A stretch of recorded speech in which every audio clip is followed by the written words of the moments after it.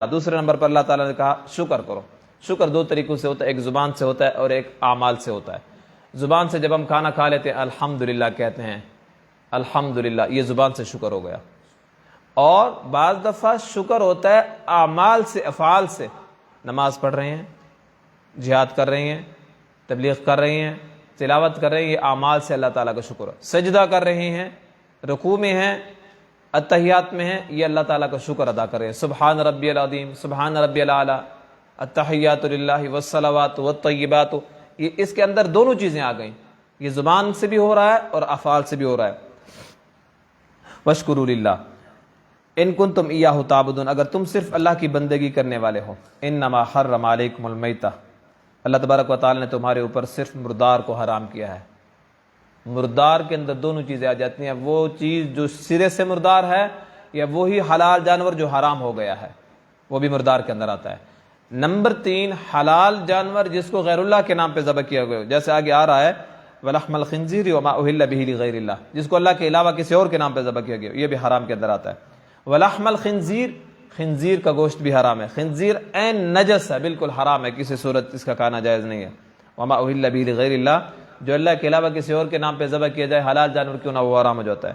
فَمَنِ اضْطُرَّ غَيْرَ بَاغٍ وَلَا عَادٍ فَلَا إِثْمَ عَلَيْهِ، آخر میں اللہ تبارک و تعالیٰ نے ایک مسئلہ بتا دیا کہ جو بندہ اضطراری حالت میں ہو، مجبوری کی حالت میں ہو، فلا اثم علیہ، پھر اس پر کوئی گناہ نہیں ہے۔ اب اس سے کیا مطلب ہے؟ ایک بندہ ہے جنگل میں ہے، راستہ بھول گیا ہے، بھٹک گیا ہے، اس کو نہ گھر کا راستہ مل رہا ہے، نہ کسی شہر کی طرف، ایسی جگہ پہ ہے، نہ اس کو کسی علاقے کا پتہ ہے، نہ شہر کا نہ گھر کا، بس گم ہو گیا ہے، بھٹک گیا راستے سے، کھانے کے لیے نہیں ہے، پینے کے لیے بھی کچھ نہیں ہے۔ اب یہ بندہ کیا کرے گا؟ اگر اس کو حلال کھانا نہیں مل رہا اور اس کے قریب حرام کھانا موجود ہے، اور اسے پتہ ہے کہ جب تک میں گھر تک پہنچتا ہوں یا راستہ مجھے ملتا ہے تو اتنے تک میری جان چلی جائے گی، تو پھر یہی بندہ حرام کھانا کھا سکتا ہے۔ کتنا کھائے گا؟ اپنی جان بچا لے، اس کے لیے جائز، فلا اسم علیہ، گناہ نہیں ہے۔ دیکھیں پھر وہی بات آ گئی، اب یہاں پہ پھر بزرگی نہیں دکھانی، میں تو بڑا تقوی دار ہوں، میں حرام کی چیز کیسے کھاؤں، پوری زندگی میں ایک حرام لقمہ بھی نہیں کھایا۔ اب اگر اس بندے نے اس موقع پہ حرام نہیں کھایا اور مر گیا، خودکشی شمار ہو گئی، اس بندے نے خودکشی کیا۔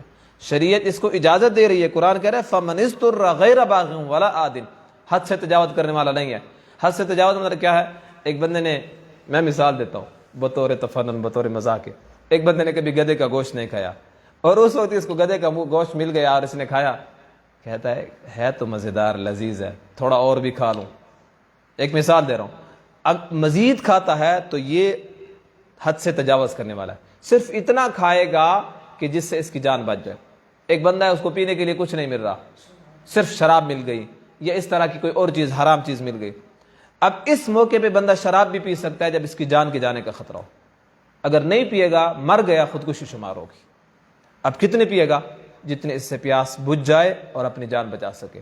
زیادہ پیے گا، لذت کے لیے پیے گا، تو پھر جو ہے اللہ تعالیٰ کی طرف سے پکڑ ہوگی۔ پھر آگے اللہ تعالیٰ فرمایا ان اللہ غفور رحیم، اللہ تعالیٰ بخشنے والا اور رحم کرنے والا ہے۔ اللہ